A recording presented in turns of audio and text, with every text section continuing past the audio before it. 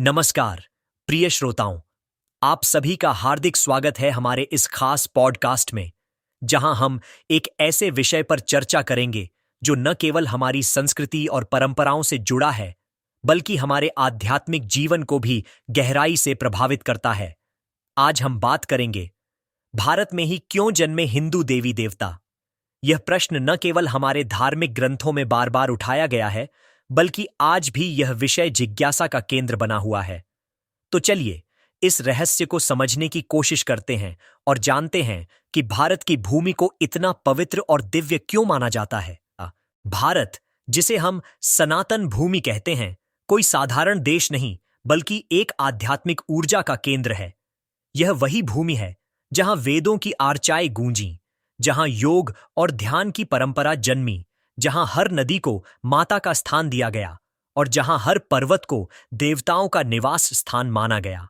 हमारे पौराणिक ग्रंथों में बताया गया है कि जब जब अधर्म बढ़ा, तब तब भगवान ने इस धरती पर अवतार लिया और धर्म की पुनः स्थापना की। अब सवाल उठता है कि भगवान ने भारत को ही अपने अवतारों के लिए क्यों चुना।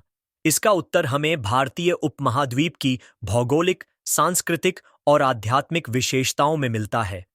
अगर हम भगवद गीता में श्री कृष्ण के शब्दों को देखें, यदा यदा हि धर्मस्य ग्लानिर्भवति भारत अभ्युत्थानम अधर्मस्य तदात्मानं सृजाम्यहम्, तो स्पष्ट होता है कि जब भी अधर्म बढ़ता है, तब भगवान स्वयं इस भूमि पर अवतरित होते हैं।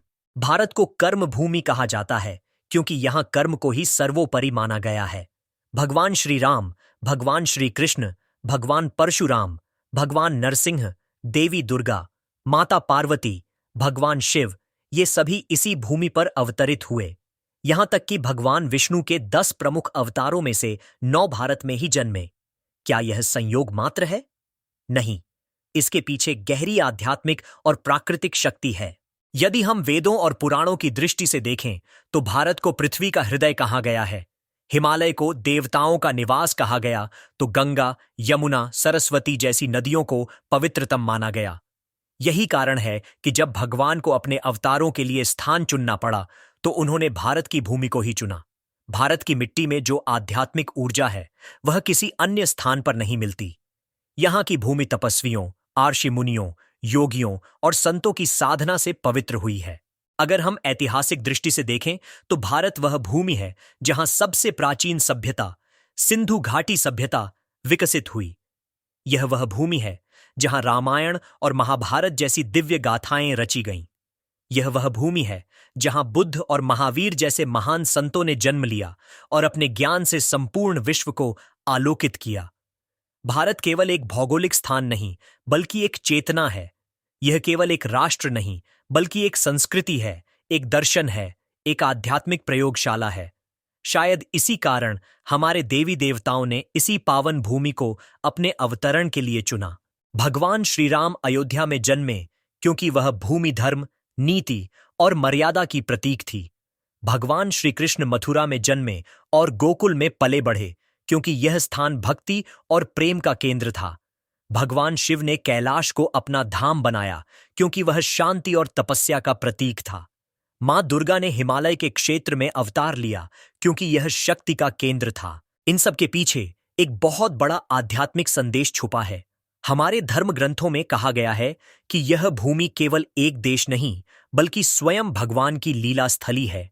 यह वही भूमि है जहां श्री कृष्ण ने गीता का उपदेश दिया, जहां अर्जुन ने मोह को त्याग कर धर्म युद्ध लड़ा, जहां हनुमान ने भक्ति और सेवा का सर्वोच्च आदर्श प्रस्तुत किया।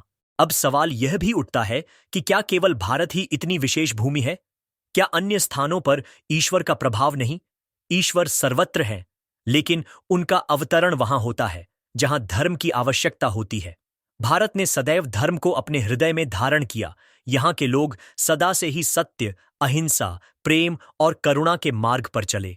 शायद यही कारण है कि जब भी भगवान ने किसी कार्य के लिए धरती पर अवतरण लिया, तो उन्होंने भारत को ही चुना। आज जब हम आधुनिक युग में प्रवेश कर चुके हैं, तब भी भारत की यह विशेषता बनी हुई है।